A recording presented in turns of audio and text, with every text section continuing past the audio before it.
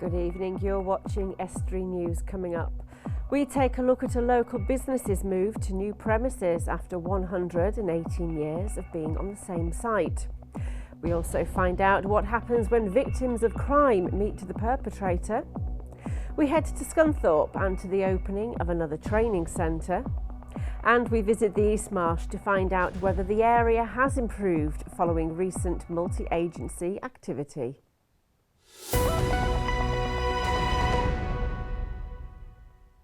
Welcome to Estuary News. I'm Emma Lingard.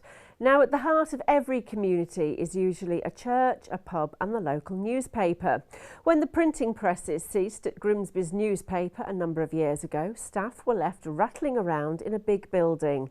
Now they've moved to a new building which is fit for purpose, but after 118 years of being on the same site, will it be a shock? It was business as normal for staff, despite the fact a major move was underway. After 118 years of operating on the East Marsh in Grimsby, the local daily newspaper is moving. And though it may be only a stone's throw away to the West Marsh, the old building holds many memories for some of the staff. Editor Michelle Lawler has been there for many years, going from a young journalist to be in charge of numerous titles. There has been a newspaper on this site for over 100 years. Started off as the Eastern Daily Press, and we've got some fantastic pictures actually in a supplement which is coming out next Thursday, which show the fantastic history of the Eastern Daily Press, then morphed into the Grimsby Telegraph and what we are today. But times move on. We have a huge building now, and like every regional newspaper in the country, the presses aren't here anymore. Everybody knows that.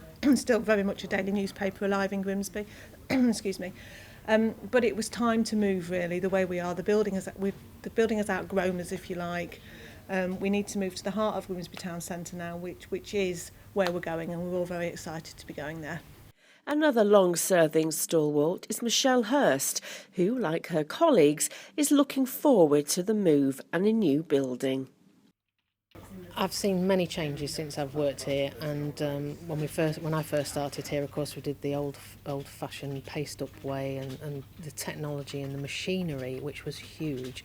This building had to accommodate so much machinery that over the years, of course, technology has overtaken a lot of things, and because of that, we just need just a simple computer to do so many of the tasks that huge machines used to do. So this building has been too big for us for quite some time, and I think we're all looking forward to a fresh, bright new start. It'll be, a newly refurbished building, which for us, we haven't seen that for some time. The iconic building was opened in the 1970s by Her Royal Highness Princess Anne, but though there's no one there who can remember that day, there are plenty of memories the staff will take with them, including Rachel Salter, who's been there 20 years. Well, we're ready for a fresh start. The building is fit for purpose where we're moving to. It's a bit of a thoroughfare as well, and we're still very central to the community in that area, so we're really looking forward to that. But of course, you look back over the years, we've been here a long time, as you say. Iconic building. We used to have the clock. People used to come over the flyover. I even remember that when I was little, and I used to come into Cleethorpes on a summer's day. So it's a little bit of melancholy. We've had a lot of good times here. We've been a very successful business here. From a commercial point of view, I know we've won lots of accolades and awards because that creative approach that we take to advertising and helping local customers. But yeah, it's time to move on. Humberside Police and Crime Commissioner Matthew Grove is a keen advocate of restorative justice, a parallel process to traditional court proceedings. Last week, the police's partner in delivering the programme, Remedy, held a press conference that brought the police, victims and offenders together. We went along and found out a bit more about restorative justice and spoke to a victim of crime and an offender about their experiences of the process. The police, victims of crime and offenders came together last week at the KC Stadium for a special conference on restorative justice. Something championed by Humberside Police and Crime Commissioner Matthew Grove. But what exactly is it? Restorative justice is a fantastic way of empowering the victims of crime, allowing them to recover from their experiences, to rebuild their lives and move on, no longer feeling that they're a victim. Restorative justice is touted as a parallel to the standard court experience, a chance for victims and offenders to come face to face. Mr. Grove argues that meetings like these that are part of the restorative justice programme can fill holes left by normal court proceedings. Well, the traditional way of dealing with crime, and it still happens in parallel, this isn't an alternative to the courts process, is that somebody appears in court and are dealt with and are sentenced. That still happens, but this fills a huge gap in that very formal process. I meet the victims of crime every month at my victim surgeries. Their main complaint isn't about policing. It isn't about the perpetrator. They are usually very, very angry at the criminal justice process, at the courts, where they feel like helpless bystanders. Yvonne Dumsday had her house burgled by 2 men while she was inside. The 2 offenders were caught and one of them was referred to the restorative justice programme. She says meeting one of the perpetrators gave her more of an insight into who the offender was and why he burgled her. I think the idea of restorative justice is brilliant because getting to meet one of the brave perpetrators, the other one I think is a coward because he wouldn't meet me, it was great to know him face to face, to find what had put him in that situation, and for him to realise the effect it's had on me, my friends, my family, my neighbours, the whole village really. It can only be good if it stops him doing it again, which I think it has. This offender, who was charged with multiple crimes, didn't want to be identified but told me what restorative justice was like from an offender's viewpoint. It's hard. I'm not going to lie about it. It is hard. You need to be emotionally ready in yourself to take that step. You need to be ready to change your life. There's no point doing it if you're not going to change your life after it, because it means nothing. So from my point of view, it was hard, and it was good for me being able to say sorry and tell the people I wasn't a monster. I was just being drunk and making stupid mistakes. And he says he's turning his back on crime and is turning his life around. Like I've said to many people today, I wouldn't recommend it to an offender unless they are ready to change their life. There's no point going and saying sorry, then doing a crime 2 weeks later. You should literally be ready to change your life, and if you're ready to make that step, you're ready to say sorry to the victims. You're watching Estuary News, still to come. We visit the East Marsh to find out whether the area has improved following recent multi-agency activity. And we find out why these ladies are preparing to bear all to help their children. And we'll have all the latest local sports news.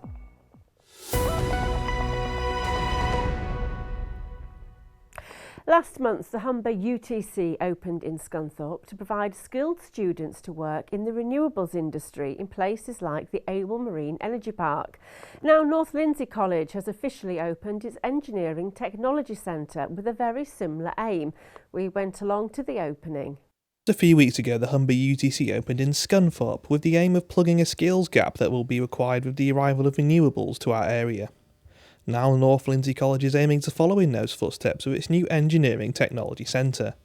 We've invested £12 million in engineering facilities and we've got everything from automotive through to spray booths to mechanical workshops, hydraulics, pneumatics, electrical maintenance, CAD and electronics. So we've got cover the full range really of engineering requirements for the area.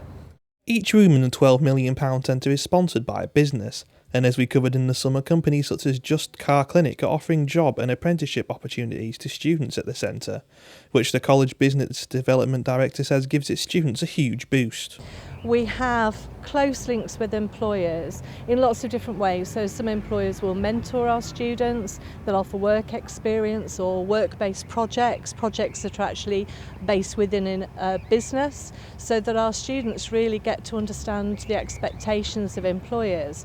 And the fact that each room is branded within the centre is also ensuring that our students start to understand what an employer expects, and that there are common employability skills that an employer needs, as well as the technical skills which are really important to help them secure a job. With the upcoming renewables industry and the work the students do at the college being highly specialised, it's claimed these students will fill the skills gap in industries like renewables and HGV repair. For the HGV Academy that we started this year, that's in direct response to our partners who've said that there's a shortage of HGV technicians. So in response to that, we've worked with employers specifically to develop new provision to ensure that locally employers have a sort of stream of young people coming out ready to go into industry. The college's vice principal says that the Engineering Technology Centre is another vital part of the growing economy in Scunthorpe. And don't forget, if you have a story you'd like one of the team to investigate, then get in touch with them by calling 01472 315 553 or 315 561, or email news@estuary.tv, or go to our social media pages on Facebook and Twitter and send them a message. Now, it's my last time on the sofa, as this chap is coming back next week. Good evening, you're watching Estuary TV. Just tell me what's going to be going on. Matthew, how big is the problem? There's a problem everywhere in this country. Anybody that says there isn't a... So you have been warned. Join me after the break when we visit the East Marsh to find out whether the area has improved following recent multi-agency activity. We hear from Baroness Newlove, who was in Grimsby talking about the work of victim support, and we find out why these ladies are preparing to bear all to help their children. And as always, we'll have all the latest local sports news.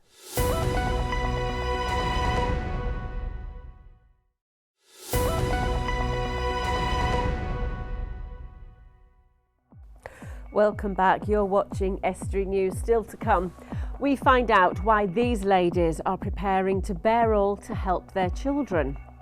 And what happens when victims meet perpetrators, we find out. Now, Humberside Police have been working to curb crime and antisocial behaviour on Grimsby's East Marsh as part of Operation Impact. It ran for a week at the end of September and included officers carrying out warrants and arresting prolific offenders. We've been asking residents if it's had an impact and if the reputation of the area is on the up. It was good to see them come along because it is pretty rough and it is pretty dangerous. Yeah. But yeah, I think it's certain good. areas, but majority of the time, love, you know, I live just not far from here in a nice little house, little council house. I've been there 40 odd years and it's lovely. There's worse places, isn't there? You know, I mean, it is what it is. Simple as. Overall, I think it's an hard job they've got. Drugs and alcohol and all this, it must be difficult for them, to be honest. I think it's the people around who give it a bad name. But no, it's a good area. Like I said, I've heard that we've been put on monopoly. That's a good thing.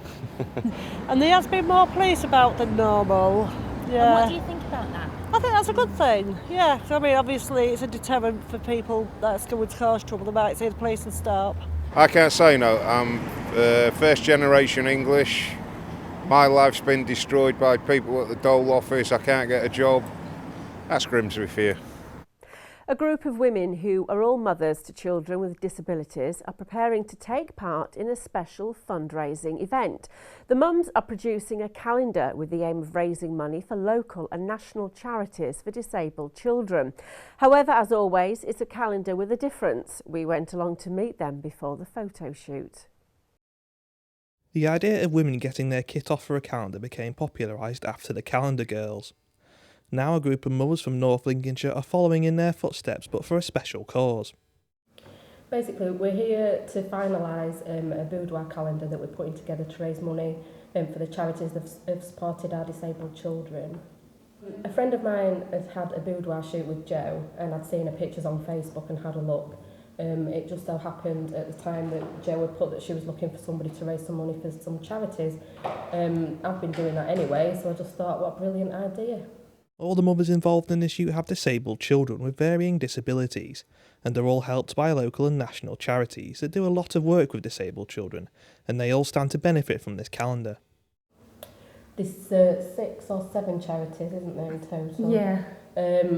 They range from national to local charities. We've each picked a charity that supported us on our journey. I'm supporting Magic Moments for Autistic Kids.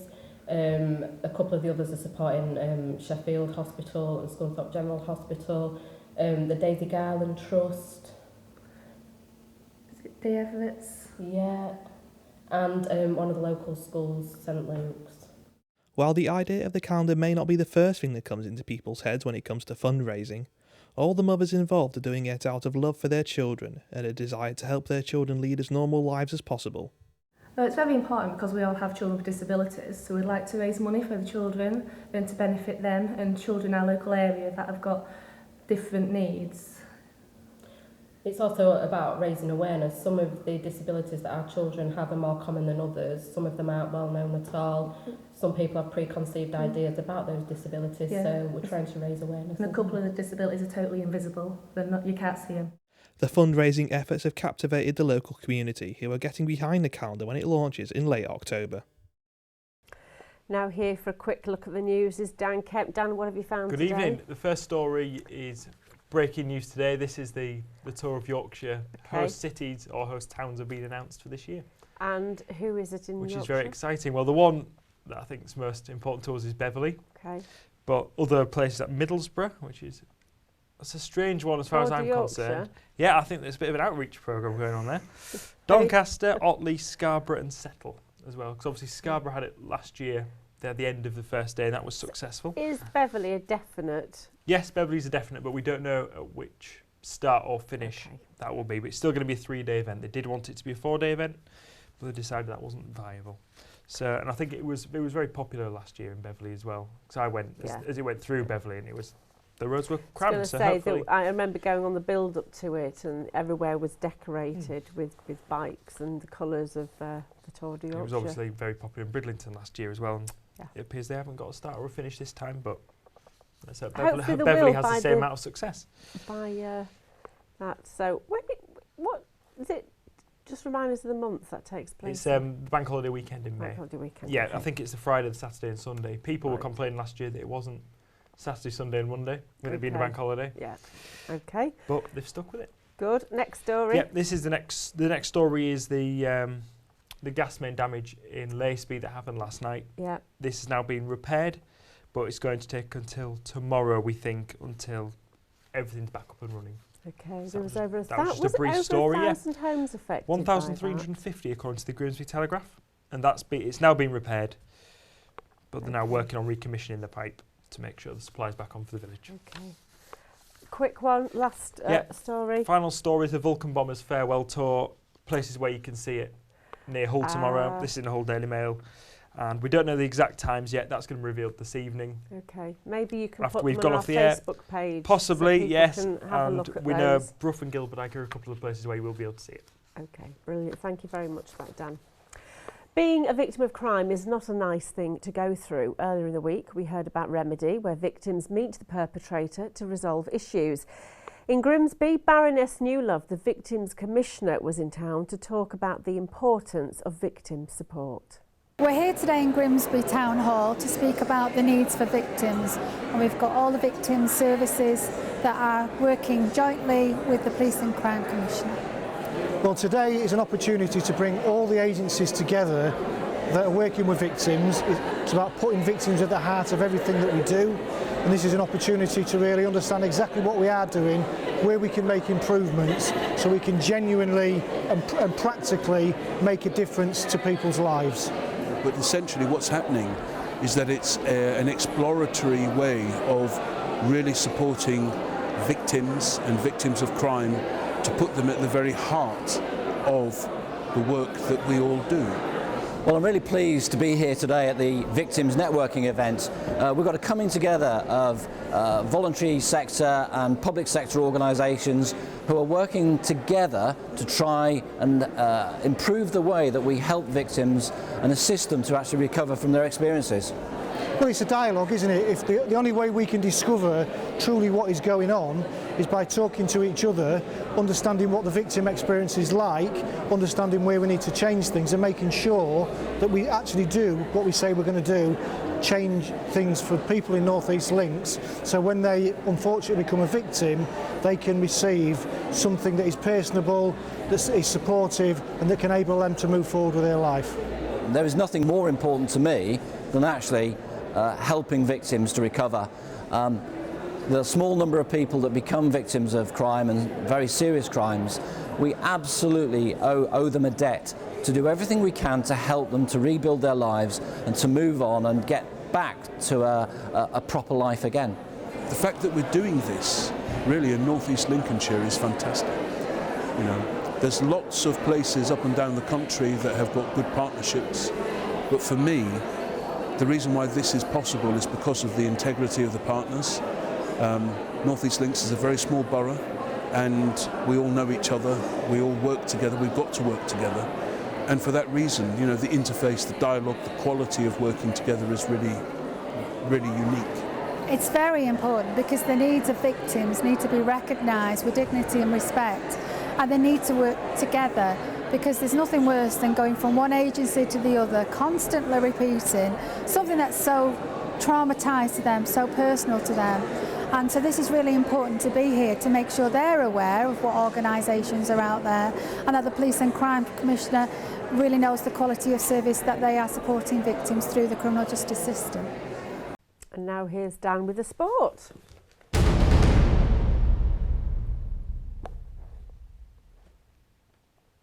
Scunthorpe United welcome striker Luke Williams back into the squad for their away trip to Oldham Athletic tomorrow.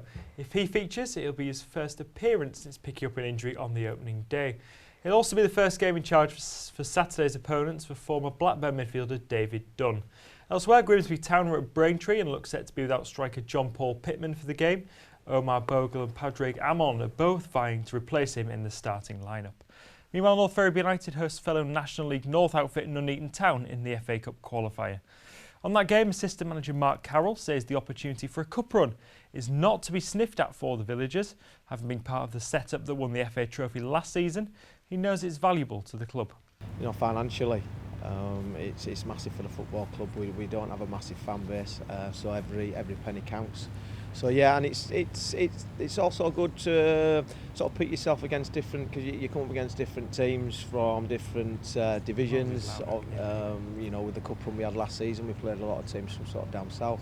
So yeah, I mean it's a break from the sort of the slog of the league fixtures really. Although we do play Nuneaton, who are in our league. I think we play them 3 times in the next sort of 3 or 4 weeks. So it'll be interesting.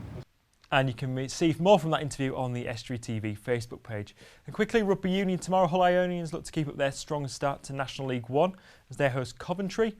Hull IUFC play at home to Cleckheaton, and Scunthorpe host Old Halesonians. And that's all for the sport. That's it for tonight. If you have a news story, then visit our Facebook or Twitter pages or email news@estuary.tv or phone Grimsby 01472 315 553, and that's goodbye from me.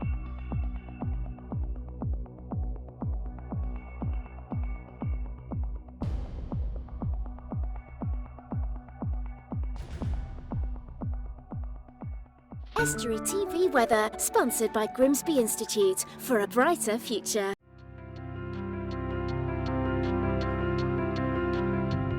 Hello and welcome to Estuary TV's weather. On Saturday, any mist in the morning will slowly clear. The rest of the day will be fine and dry with maximum temperatures of 14 degrees. On Sunday, it'll be mostly dry with sunny spells by day but chilly overnight.